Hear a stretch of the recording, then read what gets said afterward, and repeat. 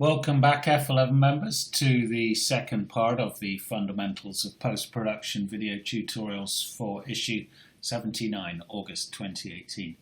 Okay, so what I'd like to do with this picture in front of us now, also from Portugal, the Douro Valley. You can watch the video blog and read the behind the lens feature on this particular shoot.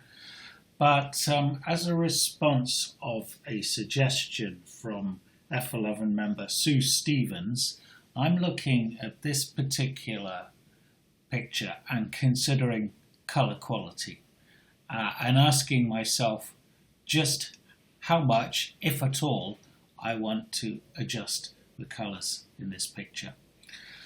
Okay, so let's first though just work through the post-production on the shot and the essentials of the picture.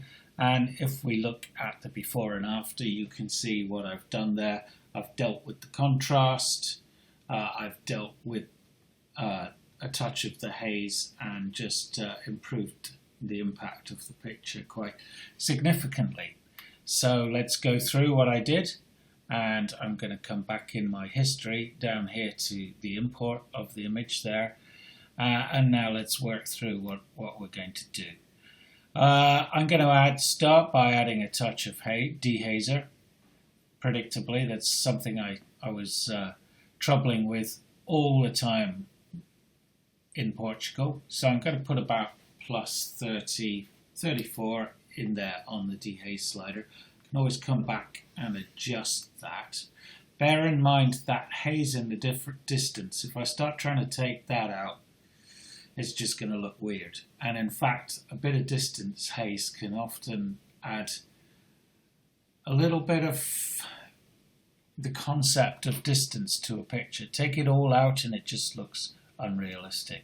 So now, as normal, I'm going to look at my black and my white points immediately, because I've got these bright white buildings lit by the early morning sun down in the valley below me. I know I've got no scope for adjusting my white points without losing crucial highlight detail in those bright buildings. So I'm not going to touch those.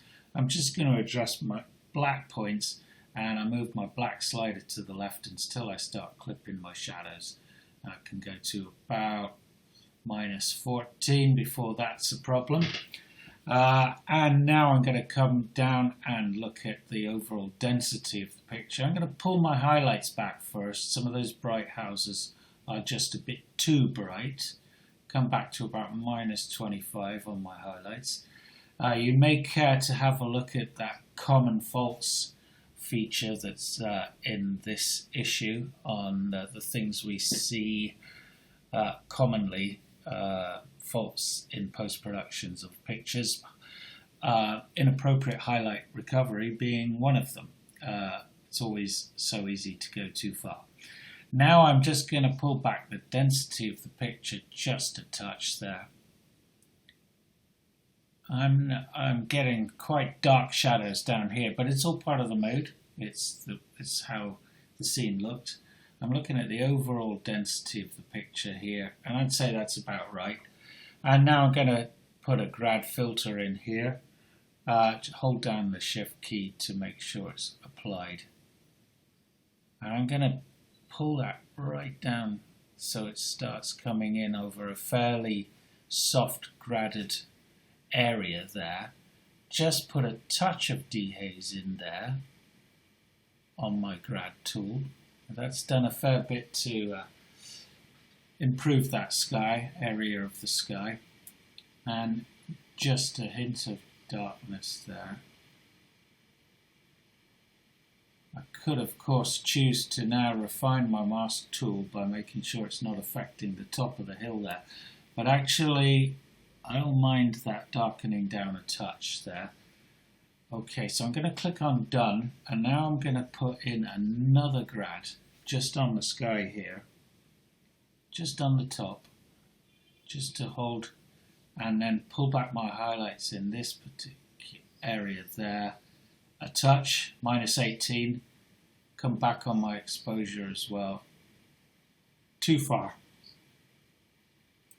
That's about right. Let's go with that. click on Done. Now then, that picture I think is pretty much there. Let's just consider though the colour balance of this picture, and if you've watched many of my post-production video tutorials, you know that I'm loath to start mucking around with the essential elements of a picture, and in particular the colour balance. I tend to shoot with my camera set to daylight white balance virtually all the time, and hardly ever start adjusting the colour balance in post-production. But just as an illustration here, I've got the picture as shot, so that means daylight was set in camera and it's not been touched by Lightroom. I can choose to select auto, and what does that do to the picture? It takes a touch of that blue out of the picture, which the haze was introducing, makes the picture warmer, but I'm not sure I like it. I find with these kind of adjustments that you can so easily open up a can of worms. And I always believe that the less you do, the better. So another thing I could do, of course, is just zoom in here and then select the white picker and go to an area of white here, say for example, or here, click on that. Cannot set because it's too bright. So let's come down here. Click on that. Cannot set there either. Can you see that? Alright, let's try another area here. And what that's done is adjusted the color balance to make sure that that white is a pure white. But again, if I zoom back out, I'm really not sure about that at all. It's sure, it's warmed up the landscape, but we've lost that lovely blue tones in the sky. It's made the sky look a bit yucky, quite frankly. So I'm going to come back to where I was.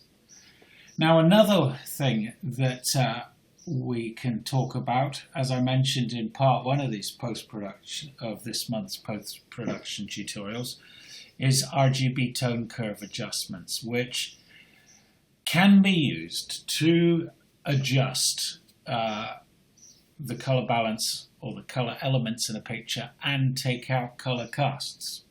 And as an illustration, what we have here is, can you see here it says channel RGB? We go to the drop down menu and I can then select the individual channels and start adjusting them. So for example, I've selected the red channel. If I boost that, the red channel, it boosts the red elements in the picture. If I come the other way, it does the exact opposite by boosting the cyans in an image. It just looks bloody horrible, quite frankly. And I can start playing with the contrast of that as well.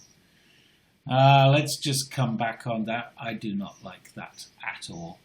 Just show you what the green channel does as well. So if with the green channel I can boost just the greens in the picture, but you can see it starts making it look pretty yucky, or I can suppress them whereby yellows come through more prominently, or magenta comes through more prominently. Again, really gruesome. I think hopefully I'm making my point. If you like heavily manipulated pictures with unrealistic colours, then this may be for you, but it's certainly not for me. I mean, just look at that. I'm now working on the blue channel, and if I suppress the blue, yellows come through, and if I increase them, blues are boosted. And I can also choose to adjust the contrast just of the blue channel.